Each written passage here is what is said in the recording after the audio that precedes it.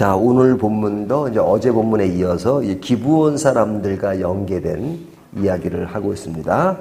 기브온 사람과 이스라엘과 조약을 맺었죠. 사실은 조약을 맺을 관계가 아닙니다.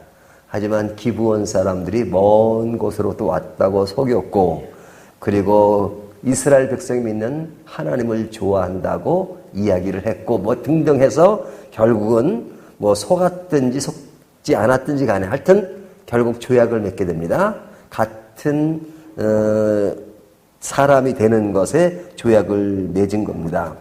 근데 뭐 임시적으로 속일 수는 있지만 그 진실이 금방 밝혀질 수밖에 없죠. 그래서 오늘 본문에 보면 16절, 그들과 조약을 맺은 후 사흘이 지나서야, 사흘이 지나서 그 진실이 밝혀진 겁니다. 그 진실이 뭐예요? 그들이 먼 곳에 있는 사람이 아니라 가나안에 있는 사람이었다 하는 것이 밝혀진 거죠. 그러니까 그들의 실체가 밝혀진 겁니다. 자, 그런데 이미 조약을 맺었어요. 이미 조약을 맺었기 때문에 그것이 밝혀졌다 하더라도 조약을 깰 수 없는 그런 상황이었다 하는 것을 이야기하는 겁니다. 돌이킬 수 없는 상황이 되었다 하는 것이 이제 16절부터 21절까지 이야기합니다. 그러니까 이제 그 조약대로 가는 겁니다. 근데 그 조약의 내용을 보면 그들이 이스라엘 백성에 들어오긴 하지만 그들에게 하는 일이 뭐냐? 물을 깃고 나무를 패는 그런 종으로서의 일을 한다 하는 이야기를 합니다. 그래서 이제 22절부터 27절까지 내용을 보면 여호수아가 이제 그들을 불러요. 그러면서 이제 묻는 거죠. 너희들은 어떻게 그렇게 거짓말을 했느냐 하는 것이 이제 22절에 나오잖아요. 여호수아가 그들을 불러다가 말하여 이르되 너희가 우리 가운데 거주하면서 어찌하여 심히 먼 곳에서 왔다고 하여 우리를 속였느냐고 묻죠. 그러면서 하는 말이 너희는 우리를 속였으므로 저주를 받나니 23절 너희가 대를 이어 종이 되어 다 내 하나님 집을 위하여 나무를 패며 물을 깃는 자가 되리라 하니 여기 보면 종이 되어 노동을 하는 자가 된다 이렇게 이야기를 하죠. 자, 그렇게 이야기하는 것에 대해서 24절과 25절은 이제 그들의 답변입니다. 그들의 대답이 어떤가? 저는 오늘 본문을 보면서 이 24절 이후에 그들의 답변하는 것들이 굉장히 마음에 다가왔어요. 24절, 그들이 여호수아에게 대답하여 이르되 당신의 하나님 여호와께서 그의 종 모세에게 명령하사 이 땅을 다 당신들에게서 주고 이 땅의 모든 주민을 당신들 앞에서 멸하라 하신 것이 당신의 종들에게 분명히 들림으로 당신들로 말미암아 우리의 목숨을 잃을까 심히 두려워하여 이같이 하였나이다. 25절, 보소서 이제 우리가 당신의 손에 있으니 당신의 의향에 좋고 옳은 대로 우리에게 행하소서 한지라 그러죠. 자, 그러니까 여호수아는 너희가 저주를 받아서 물 깃는 일, 나무 패는 일을 하라. 그러니까 이들이 뭐라고 답변해요? 하나님께서 당신들에게 이 땅을 허락하신 것을 알고 있습니다. 그러니까 우리는 살 길을 생각하고 이곳에 와서 목숨을 이게 살 수 있었으니까 건질 수 있었으니까 이제는 당신의 의향대로 마음대로 하십시오. 우리가 종을 시키면 종으로서 역할을 다 할 겁니다. 라고 이야기하는 겁니다. 자, 이 이야기가 뭐가 이렇게 중요해서 그렇게 제가 이렇게 감동을 받았는가, 그런 이야기를 드렸을까, 이렇게 의아하게 생각할지 모르시겠어요. 자, 이것이요, 인간과 인간 관계 속에서 되어지는 일로 볼 때는 공정하지 못할 수 있습니다. 특별히 현대사회에서 이와 같은 일들이 일어나면 그 인권 문제로 등장할 수도 있고요. 그리고 불공정한잖아요. 강한 자가 약자를 대우할 때 너무너무 이거는 비인간적으로 대우한다고 해도 과언이 아니에요. 그렇죠? 그래서도 안 되는 거죠. 오늘날 뭐 어느 나라가 뭐 식민지화했다 가지고 그 사람들을 완전히 무슨 뭐 노예로 생각하고 막 그냥 그러면 되겠어요? 세계 여론이 가만히 있지 않을 겁니다. 아무리 전쟁에서 승리한 나라라 할지라도 포로를 대도 포로를 인격적으로 대하지 않으면요 난리가 나는 세대예요. 그런 차원에서 보면 이것이 인간과 인간 관계 속에서의 이루어지는 그 이야기, 여호수아의 이야기나 이들이 하는 이야기도 이들은 너무너무 굴욕적인 말을 한다고 말할 수 있단 말이죠.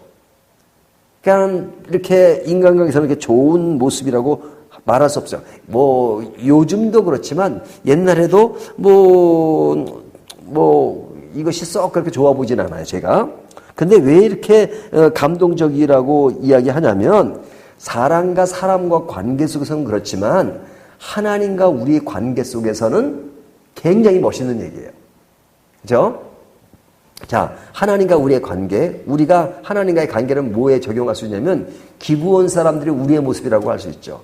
우리의 모습은 완전히 죽게 돼 있어요. 이제 이스라엘 백성의 가나안 땅을 다 점령하고 하나님이 이미 가나안 땅을 다 멸망하게 하실 것이라고 가나안 사람들을 다 죽이라고 명령하셨어요. 그러니까 기브온 사람의 입장에서 볼 때는 완전히 죽을 수밖에 없는 거죠. 그래서 그들이 살 길을 생각한 겁니다. 살 길을 생각했는데 그 살 길의 모든 포커스는 누구에게 있냐면 하나님께 있는 겁니다.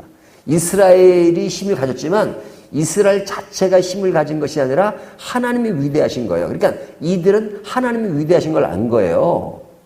그러니까 하나님이 그들을 그렇게 역사하신다면 우리도 그 속에 들어가면 그 하나님의 영향을 받지 않겠는가라고 생각하고 우리가 종이 되든 물을 깃든 뭐 하든 관계없이 우리가 살 수 있는 길은 이 길이다 하고 아주 그 어려운 상에서 아주 어렵게 잡은 것이 이거예요. 자, 그러면 우리가 하나님 앞에서 어떤 모습을 지내야 되겠습니까? 하나님 앞에 가장 안 좋고 교만한 것이 뭔지 아십니까? 나 잘났다는 겁니다. 나 잘났다는 것. 내가 할 수 있다는 겁니다. 그리고 나도 인격적으로 대우해달라는 겁니다. 하나님이 한 번도 우리를 인격적으로 대우를 안 해주신 적이 없어요. 하지만 인간들이 하나님께 그렇게 얘기해요. 왜? 인간들이 말하는 그 대우라는 게 뭐냐?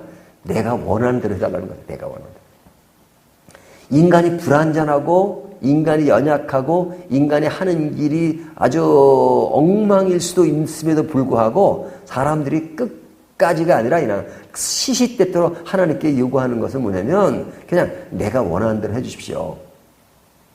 이게 교만인 겁니다. 하지만 하나님이 원하는 성도의 아름다운 모습은 어떤 것이냐? 늘 하나님께 항복하는 겁니다. 하나님, 나는 죄인입니다. 나는 부족합니다. 나 혼자 살 수가 없습니다. 그러니까 나를 붙잡아 주세요. 하나님이 하라면 하란 대로 하고 하나님이 하라면 하고 하지 말라면 하지 말고 나는 그냥 주님의 종이오니 주님이 시킨 대로 하겠습니다. 이것이 인간과 인간 관계 속에는 안 어울리는 얘기지만 하나님 앞과 우리 사이는 너무 잘 어울리는 겁니다. 하나님 그것을 원하세요. 왜? 하나님과 우리의 관계는 완전과 불완전의 관계이기 때문에 그렇습니다. 인간과 인간의 관계는 서로가 불완전하기 때문에 그런 관계가 형성되면 안 돼요. 하지만 하나님은 완전하세요. 하나님 안에 비인격도 없고요. 하나님 앞에 부조리도 없고요. 하나님 앞에 자기 욕심도 없고요. 우리를 향한 놀라운 계획을 가지고 계시고 우리를 사랑하시고 우리를 은혜 아래 있고 우리를 그릇된 길로 인도하시는 분이 아니기 때문에 하나님과 우리의 관계는 그래야 됩니다. 우리는 불완전하기 때문에 하나님께 자기 주장을 하면 불완전한 내가 손해예요. 신앙이란 뭐냐? 하나님께 완전히 맡기는 겁니다. 완전히. 99.9%가 아니에요. 100%를 맡기는 거예요. 그런 의미에서 기브온과 여호수아의 문제를 하나님과 우리의 관계로 생각하면 하나님, 나는 당신의 자녀, 아니 자녀가 아니라 종이로소이다. 주님이 이렇게 하면 이렇게 하겠습니다. 주님이 어떤 분인지를 제가 아니까요. 이것이 신앙의 극치입니다. 오늘 본문에 우리에게 주는 교훈 중에 하나는 이 기브온의 행동을 통해서 우리 죄인이 하나님을 어떤 모습으로 바라보며 하나님이 진정 원하시는 성도의 모습이 어떤 것인가, 가장 아름다운 모습은 무엇인가 하는 것을 배우게 됩니다. 오늘 이 말씀을 생각하면서 하나님 앞에서 우리의 모습이 어떨 때 아름다운가 하는 것들을 더 깊이 생각하는 저와 여러분이 되시기를 주님의 이름으로 축원합니다.